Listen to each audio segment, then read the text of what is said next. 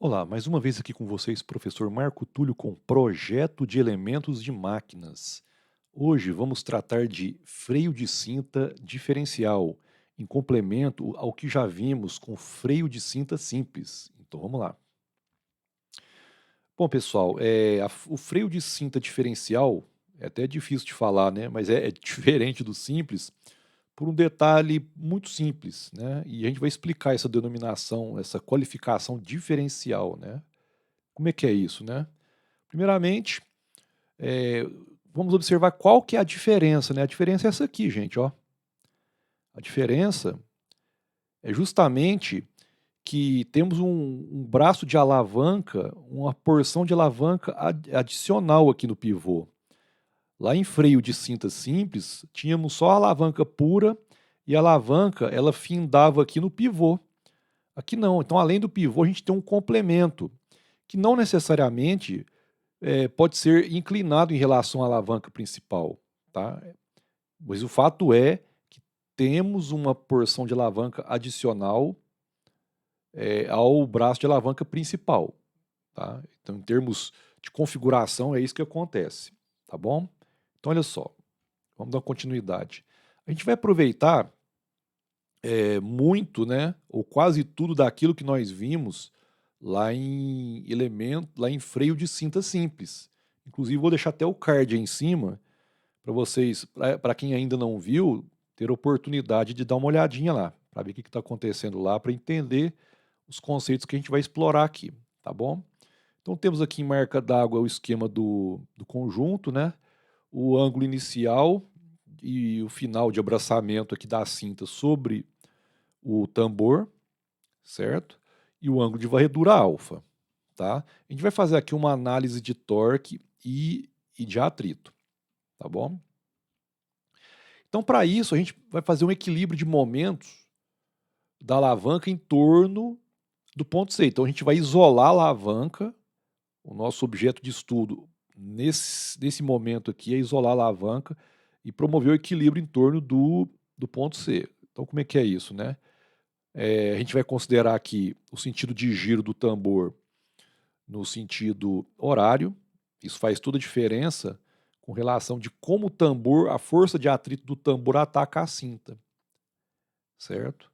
Então temos a força de atuação, FA, a força com que o tambor ataca a cinta, aquele F maiúsculo F é a força de atrito, e aqui nós temos as cargas P1, como o tambor ataca a cinta dessa forma, o lado da cinta esquerda é mais tensionado que o da direita. Nós vimos isso lá em freio de cinta simples, tá? Então a reação aparece ali na alavanca no ponto B1 e no ponto B2 aparece o P2, que é o lado menos tensionado. Então a gente vai pegar e isolar a alavanca e promover o equilíbrio em torno do ponto C, que é o pivô da alavanca, tá? Para isso, precisamos conhecer os braços de momento das cargas ou das forças P1 e P2 com respeito ao pivô C. Então a gente batiza essa distância aqui, o braço de momento de P1 de M1 e o braço de momento de P2 M2. Lembrando que, por definição, o momento é o produto da força pela distância que separa a linha de ação da força até o ponto de giro. Tá? As pessoas gostam de memorizar. O que é momento? Força vezes braço de alavanca. Bom, é bom a gente generalizar o conceito para a gente não se perder em alguns casos. Esse aqui é um deles, tá bom? Esse aí é o braço de alavanca A, já conhecido lá de freio de cinta simples. Então a gente vai promover o equilíbrio aqui em torno de C, atribuindo o sentido horário como sendo o positivo, igual a zero. Então vai ficar dessa forma aí, ó. A vezes FA, positivo, porque está concordando com o referencial. P1 vezes M1, o momento devido a essa força, também positivo, porque está concordando com o referencial aqui atribuído. E por fim, P2 vezes M2, negativo, porque está contrariando essa referência. Tá? E o que a gente vai fazer aqui? Simplesmente isolar a força de atuação. E fica dessa forma aí. Então a gente pega e dá uma reservada nessa expressão aí. Tá? Então, a gente viu lá também, no freio de cinta simples, a questão da autoenergização, né? Que é aquela configuração em que a própria força de atrito ela acaba que contribui para a atuação do freio, certo? E como é que era essa condição? É a seguinte, né? Que o sinal do momento AFA ele tem que ser igual ao sinal do momento de P1 M1, né? Tem que ter igualdade, certo? Então, olha só, vamos lá. A gente vai pegar o seguinte aqui, ó. O AFA mais P1 M1, se a gente for analisar na formulação aqui da força de atuação, ela vai apresentar o seguinte, que o mesmo sinal, né, o mesmo sinal, então, porém, o freio atende à condição de autoenergização e tem uma segunda condição, que é a condição de autotravamento, ou seja, a depender da configuração do freio, ele pode ser autotravante. O que é isso? Nós só recuperando, né? É aquela condição em que, sem nenhuma força FA, o freio ele trava. Isso é de interesse como um sistema de segurança redundante, né? Como os sistemas de elevação de carga, né? Imagina se a carga voltar, para impedir que a carga volte e cause um acidente. A gente já comentou sobre isso.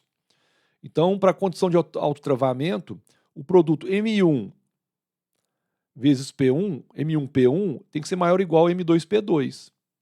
Então, se a condição de autoenergização é atendida e essa desigualdade aqui ela é verdadeira, a gente tem a condição que o freio ele é autoenergizante, porque atendeu essa condição, e é autotravante.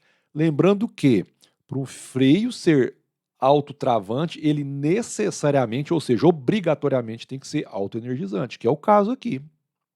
Aqui a gente só está recuperando aqui o ângulo de varredura típico, né, da cinta, né, o ângulo com que a cinta abraça o tambor, né? Então é praticado nesse intervalo aí, tá bom? Ótimo. Então a gente fala, né? Mas como ser autotravante, né? Sim, o freio pode travar mesmo sem atuação. Essa é a ideia, né? Essa é a ideia, caso seja desejo do projetista que isso aconteça. Tá bom? Bom, então sim, o freio autoenergizante, porque atendeu a condição, ó, sinal positivo aqui, ó, concordou. Então olha só, a gente vai caminhar aqui na nossa análise, a gente vai fazer coisas que a gente já fez, mas de forma mais rápida aqui.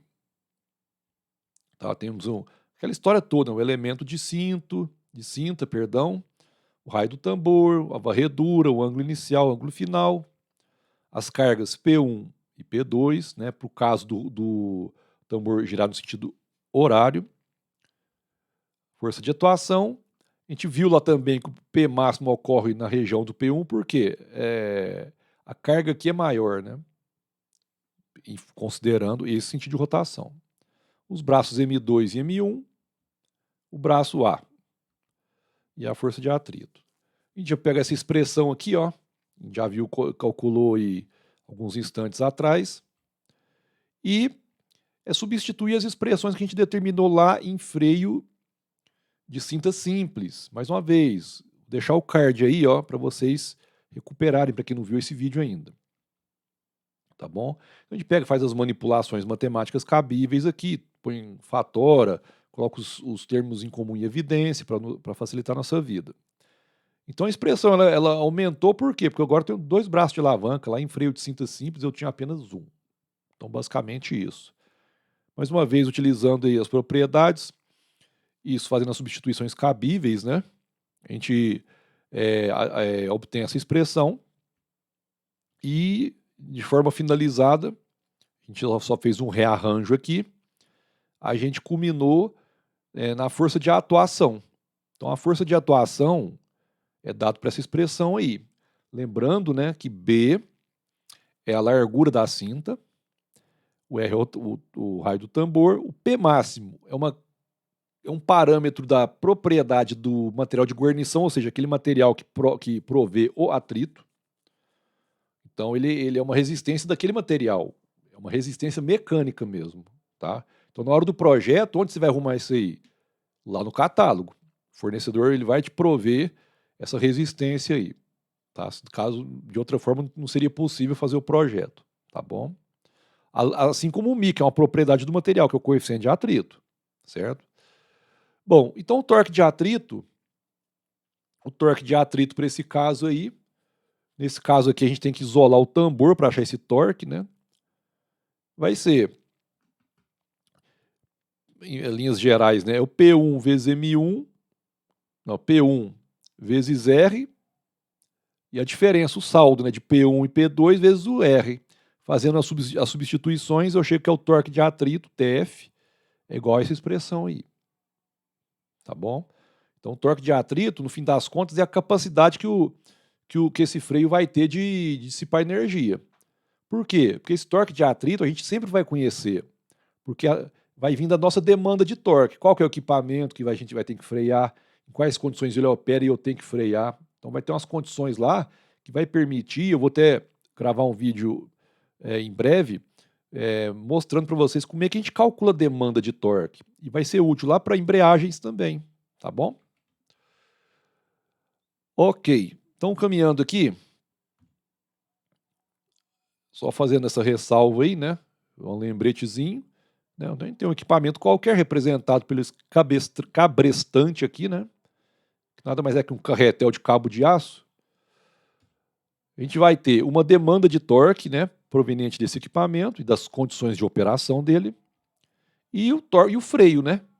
E o freio tem o torque de atrito, né? Que é a capacidade dele ele dissipar aquela demanda de torque, certo? Então, só uma breve definição, que o torque de atrito é a capacidade do sistema de freio absorver a demanda de torque. Simples assim, tá bom?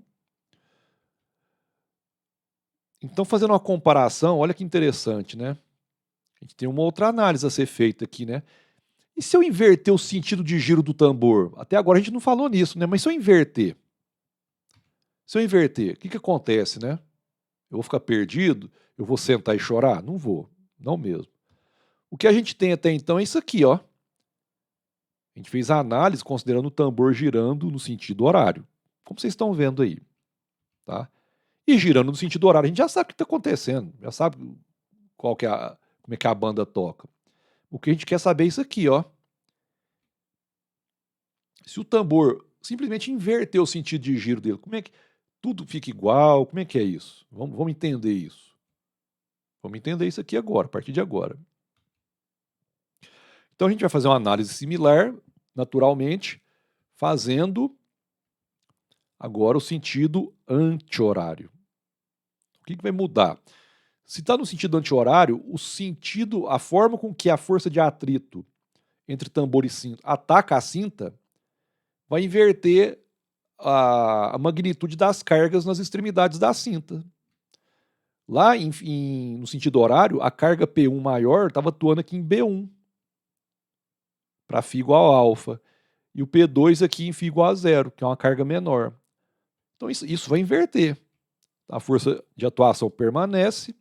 Olha como é que a força de atrito agora ataca a cinta. Então ela vai tensionar lá mais o lado direito agora. Vai tensionar mais o lado direito aqui agora. Tá bom? E o lado menos tensionado ficou o lado esquerdo. Então inverteu essa parte de cá. Então vamos fazer uma análise, né? Vamos fazer uma análise. Mesma coisa, a questão geométrica, né? Dos braços de alavanca, braço de momento. Então a gente vai isolar a alavanca e promover o equilíbrio em torno do ponto C, mesma coisa. Então vai ficar AFA positivo porque concorda, P1M1 negativo porque discorda e P2M2 positivo porque concorda. Tá? E a gente pega e isola a força de atuação. Agora a gente vai fazer a checagem do critério de autoenergização. É isso aqui, ó. A gente fez isso aqui lá atrás, ó. A gente vai fazer essa checagem aqui. E qual que é esse critério aí? Que o sinal do produto AFA seja igual ao sinal do produto P1M1. Vamos fazer essa análise, ó. Vamos fazer essa análise aí, ó. Olha lá, ó. O sinal aqui de AFA é positivo. E o sinal de P1M1 é negativo. Opa! violamos a condição de autoenergização. Se os sinais são diferentes, eu violei. Então, ó, nada feito. Esse freio não é autoenergizante, ou seja, a força de atrito não está contribuindo para que que eu diminua a força de atuação, né? Não está contribuindo. Mas isso não quer dizer que o freio não vá funcionar, viu, gente? Isso tem que ficar claro. A condição de autoenergização, ela é um bônus, simplesmente. O freio se inverter vai funcionar, só que vai ter um acréscimo de força. A gente vai ver isso aí. Bom, se o freio ele não é autoenergizante, ele quer dizer que ele é autodesenergizante. Tá bom? A gente vai ver o que significa isso na prática. Na prática é o seguinte, gente, olha o que acontece, ó, a comparação dos dois, ó. No freio autoenergizante, ó, o sentido de giro é horário, dá até para ver aqui no GIF, tá bom? E no caso do freio autodesenergizante, está girando sentido anti-horário, também dá para perceber aqui no GIF. Olha, dá uma olhada na mãozinha do operador aí, ó. Aqui freia numa boa, e a mão do operador, ela treme, porque é justamente esse o comportamento que vai ter. O freio, o próprio tambor vai puxar a cinta para tentar puxar a alavanca para cima. Então o operador ele puxa para baixo e a cinta está puxando para cima, então fica uma vibração, literalmente uma vibraçãozinha. Isso que vai acontecer. Então o que vai acontecer? Vai ter que ter mais uma parcela, vai frear normalmente, mas vai ter que ter uma parcela de força de atuação adicional para que isso ocorra. Mas essa parcelinha a mais é o dobro, é o triplo? Não, gente. É uma pequena parcela, mas existe. É esse conceito que vocês devem fixar. Existe. Só ver as expressões, ó. A expressão para o freio autoenergizante é essa aqui, ó. E a para o autodesenergizante é essa. Percebam, né? Que aqui eu tenho uma subtração e aqui uma adição. Então, de qualquer maneira, essa FA aqui vai ser maior. É uma adição, de cara vai ser maior, porque para o mesmo freio, só em inverter, com essa soma aqui eu consigo aumentar o FA, tá bom? Então, de forma que aqui eu preciso de menos força e aqui eu preciso de mais força. Então, só para ser didático aí, o FA, eu vou ter um incremento de força aí, mas nada de outro mundo também. Repito, freio autodesenergizante também freia tranquilamente. Só que vai ter um deltazinho a mais de força. Só isso, viu, gente? Só isso. Então, esse aqui é o ideal que a gente projete na condição de freio autoenergizante. Tá? O ideal. Mas caso não seja possível, paciência, a gente vai para o autodesenergizante e vai funcionar do mesmo jeito. Tá bom? Pessoal, então é isso aí. Muito obrigado mais uma vez pela atenção. Não deixe de assistir o vídeo de freio de cinta simples para se inteirar do assunto. Espalhe esse material, compartilhe para ajudar o máximo de pessoas possível. Tá bom? Então é isso aí. Fico por aqui, deixando um grande abraço para vocês e até um próximo vídeo. Falou!